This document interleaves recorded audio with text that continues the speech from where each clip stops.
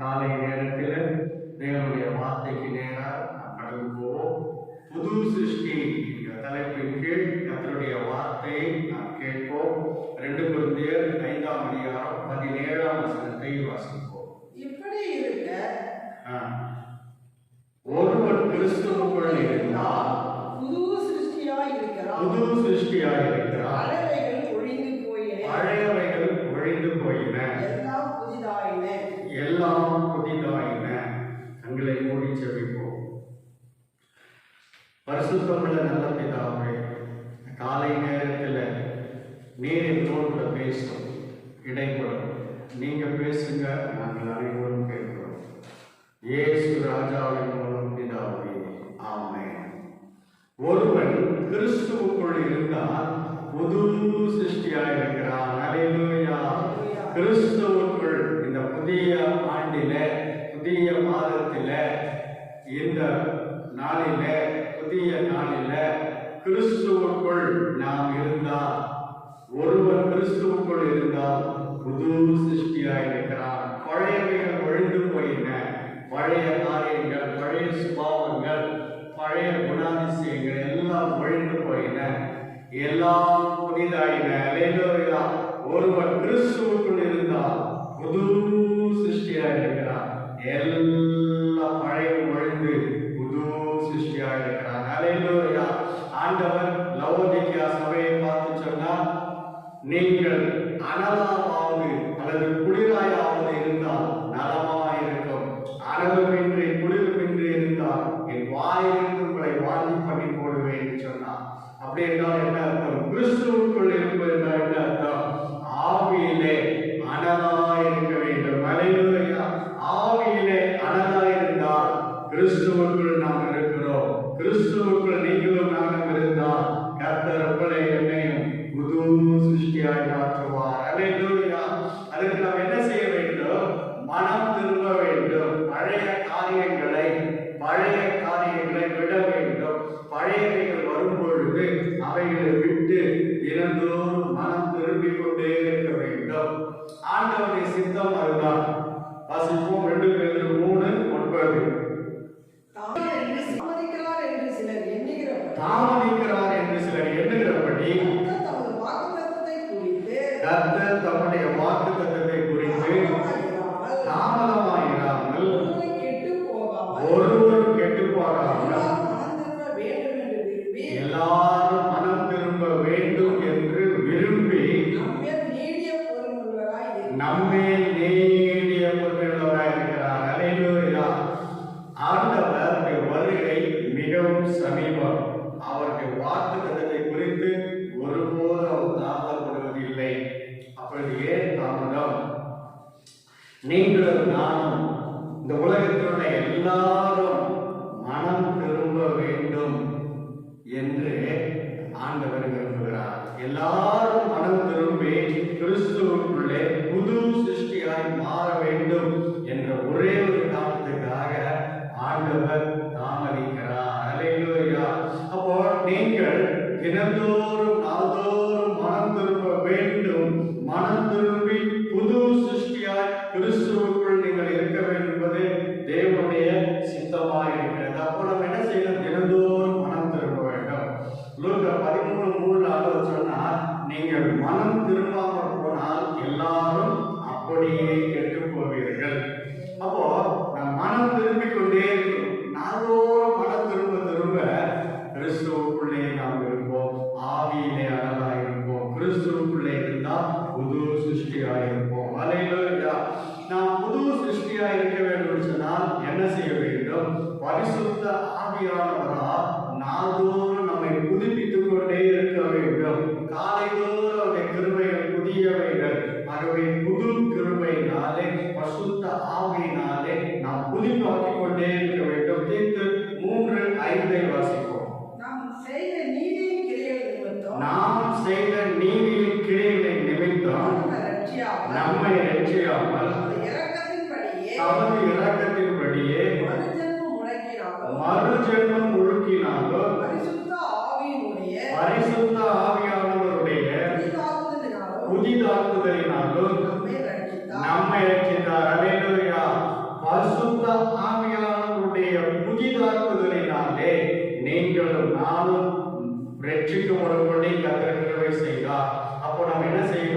கிறிஸ்துவுக்குள் புது சிருஷ்டியா இருக்க வேண்டும் சொன்னால் பரிசுத்த ஆவியானவரால் நாள்தோறும் நம்மை புதுப்பித்துக் கொண்டே இருக்க வேண்டும். அப்பொழுது புதிய சிருஷ்டியாய் மாற முடியும். அல்லேலூயா. ரோமர் 3:23 வாசிக்கிறோம். எல்லாரும் பாவம் செய்து தேவ மகிமை அற்றவர்களாய் போனார்கள். ரோமர் 5:12 வாசிக்கிறோம். ஒரே மனுஷனால் பாவமும் மரணமும் உலகத்திலே பிரவேசித்தது என்று பார்க்கிறோம்.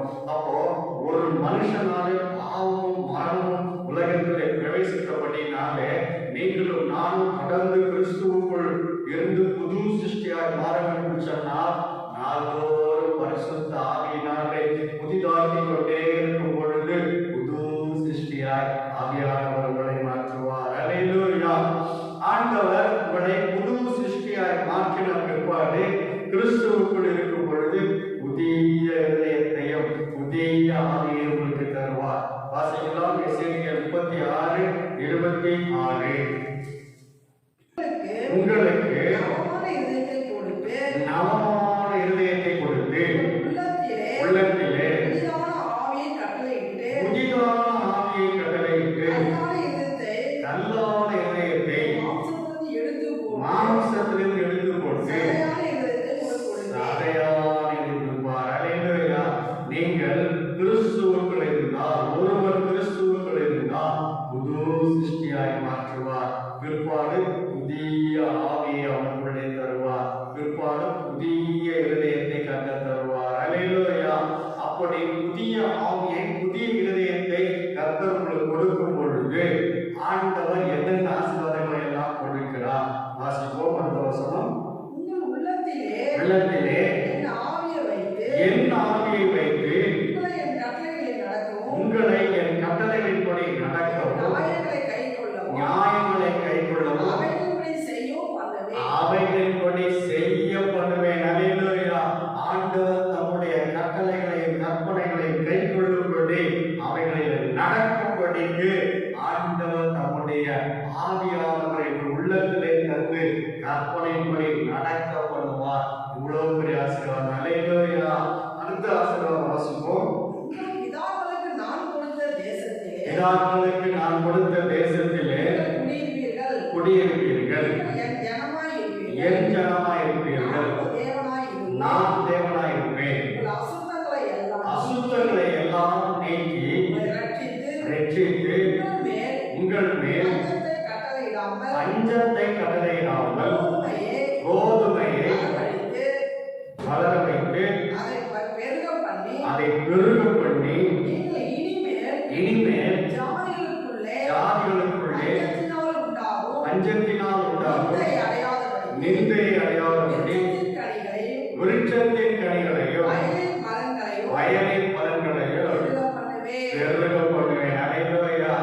ஒருவர் கிறிஸ்துவுக்குள் இருந்தால் புது சிருஷ்டியாய் இருந்தால் புதிய ஆவி புதிய இருதயத்தை தந்து அவருடைய கற்பனைகளின்படி நடக்க பண்ணி பஞ்ச காலத்திலே உங்களை போஷித்து நீங்கள் பஞ்சத்திலே சாகாதபடி கோதுமையை உங்களுக்கு பெருக பண்ணி விருட்சத்தின் கனிகளையும் விருட்சத்தின் அருமையான பலன்களையும் ஆண்டவர் தந்து உங்கள் தேசத்திலே உங்களை மென்மேலும் ஆசீர்வதிப்பார்.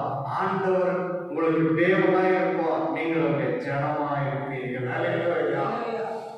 அடுத்தது புது சிருஷ்டியாய் மாறும் பொழுது புதிய இருதயம் புதிய ஆவி அடுத்தது புதிய சிந்தையை கொடுப்பார். அல்லேலூயா.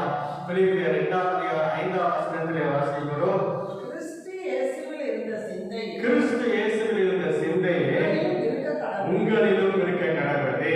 அடுத்தது ஆண்டவர் சிந்தனையை புதிதாக்குகிறார். கிறிஸ்துவுக்குள் இருக்கும் பொழுது புது சிருஷ்டி புதிய சிந்தனை. அல்லேலூயா. வாயை அவனுடைய இருதயத்தை நிறைவினால் வாய் பேசும்.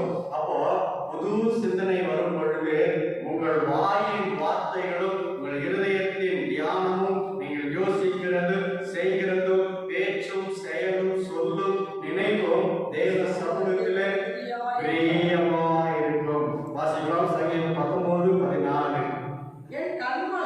என் கண்மலையும் என் மீட்பருமாகிய கர்த்தாவே என் வாயின் வார்த்தைகளும் என் இருதயத்தின் தியானமும் சமூகத்தில் பிரீதியாயிருப்பதாக. அல்லேலூயா.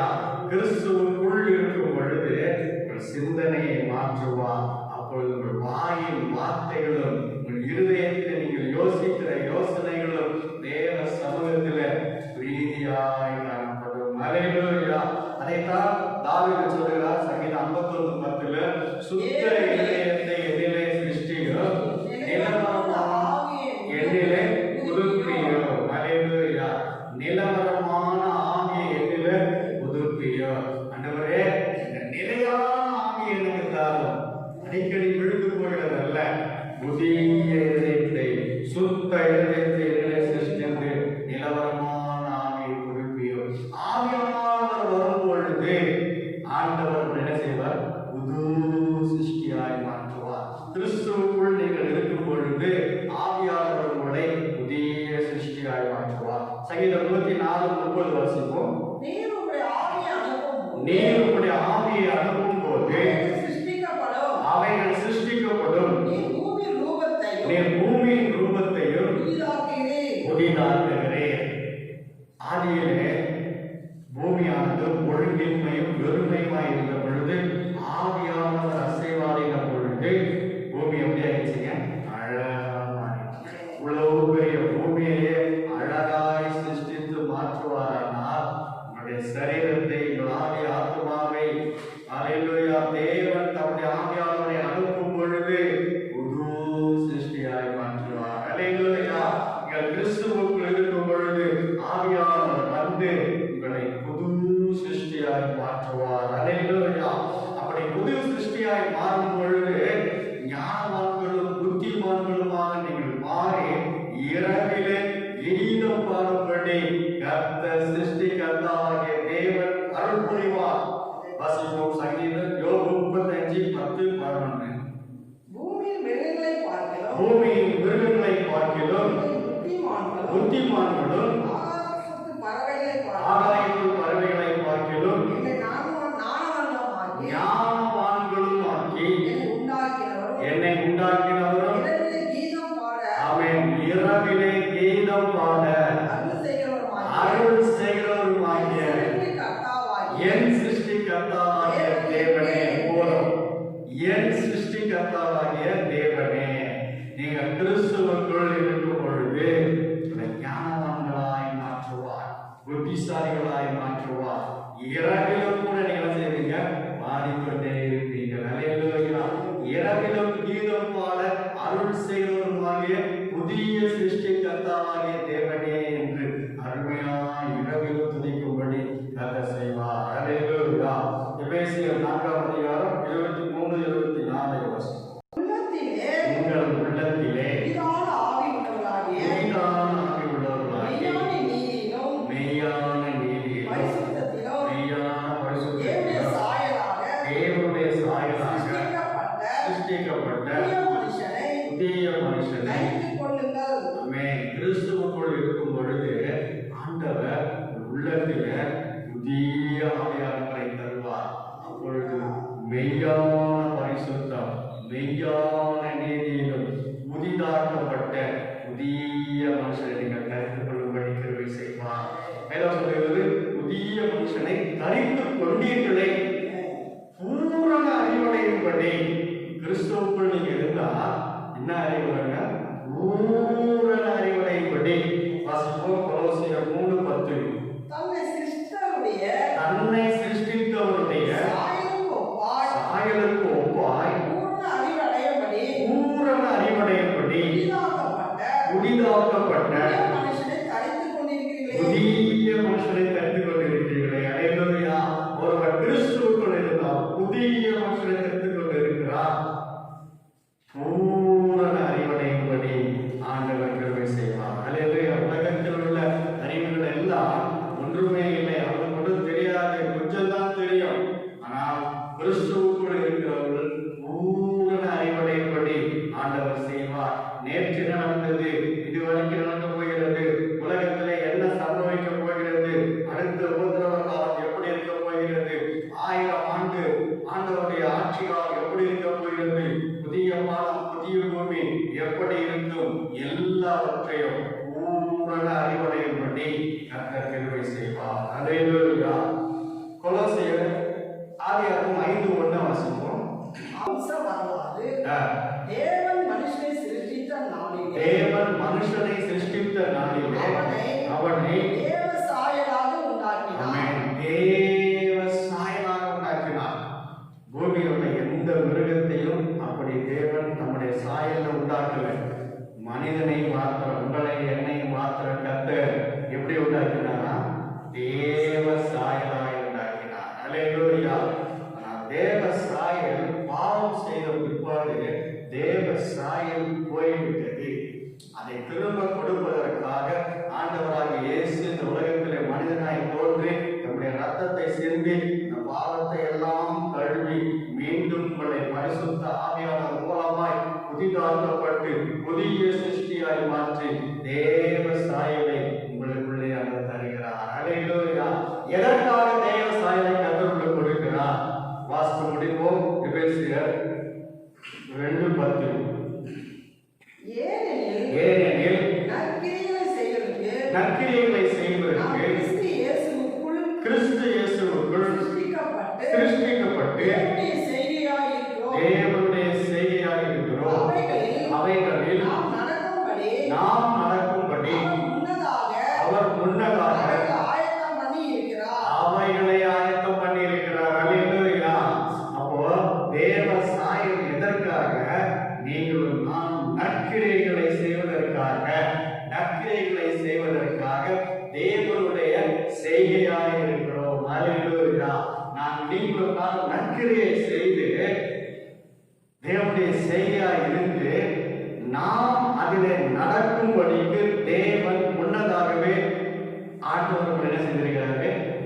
எழுதி வைத்திருக்கிறார், தீர்மானித்து வைத்திருக்கிறார், திட்டம் பண்ணி வைத்திருக்கிறார். ஆகவே அதற்காகத்தான் தேவன் நம்முடைய சாயலாக உங்களை என்னை சிருஷ்டித்தார். ஆக ஒரு மனுஷன் கிறிஸ்துவுக்குள் இருக்கும் பொழுது புது சிருஷ்டியா இருக்கிறார். பழையவைகள் எல்லாம் ஒழிந்து போயின. அல்லேலூயா. கிறிஸ்துவுக்குள் வாழும் எனக்கு எப்போதும் வெற்றி உண்டு. கிறிஸ்துவுக்குள் வாழும் நமக்கு எப்போதும் வெற்றி உண்டு. வெற்றி உண்டு, வெற்றி உண்டு, வெற்றி உண்டு. நமக்கு வெற்றி உண்டு, வெற்றி உண்டு, வெற்றி உண்டு. கிறிஸ்துவுக்குள் வாழும் நமக்கு எப்போதும் வெற்றி உண்டு. காலை வேளைக்கு நன்றி செலுத்துகிறோம். இப்பொழுது வேத வசனத்தை இப்பொழுது நன்றி கர்த்தாவே, கிறிஸ்துவுக்குள்ளே நாம் புதிய சிருஷ்டியாகிறார். பழைய எல்லாம் ஒழிந்து போகிறது. நாம் தகப்பனே, நாம் புதிய சிருஷ்டியா மாறுவதற்கு நல்ல வசனத்தை கொடுத்திருக்கிறேன் சுவாமி. வசனத்தின்படி நாம் வாழும்போது, வசனத்தில் நம்ம பிடித்து கொள்ளும்போது புதிய சிருஷ்டியா மாற முடியும். என் வாழ்க்கை மாறும், என் குடும்பம் மாறும், என் தேசம் மாறும், எல்லாம் மாற முடியும். அதற்கு நான் வசனத்துக்குள்ளே கொடுக்கப்பட்ட வாழ்க்கை வாழும்போது எல்லாம் புதியதாக மாற முடியும். இப்போது கூட கர்த்தாவே கேட்டுக்கொண்ட ஒவ்வொருவருக்காக ஜெபிக்கிறோம். எல்லா ஆண்டவரே, குடும்பங்களிலே யாரெல்லாம் ஆண்டவரை கேட்காதபடி கடின இதயத்தோடு இருக்கிறார்கள், எல்லாம் கேட்டு வேத வசனத்தினுள்ளே நாங்கள் ஒப்பு கொடுத்த கிருபைக்காக புதிய சித்தியா மாறுகிறோம். தொடர்ந்து ஜெபிக்கிறோம். இயேசுவின் நாமத்தில் ஜெபிக்கிறோம் பிதாவே. ஒரு வாலிபன் ஒரு சொப்பனம் கண்டான்.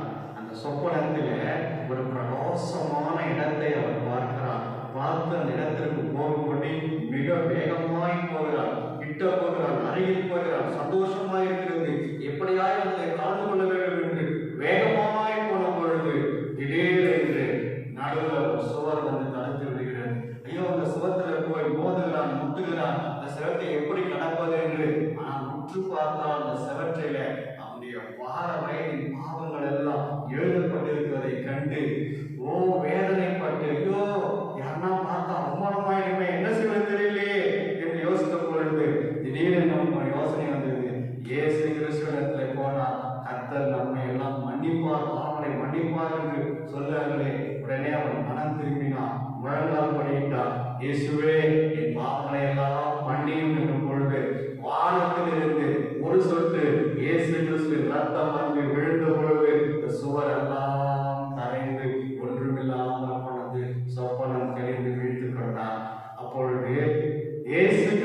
ரத்தம் அப்படியானால் கிறிஸ்துவின் ரத்தம் உங்களையும் என்னையும் கழுவும் பொழுது கிறிஸ்துவுக்குள்ளே புது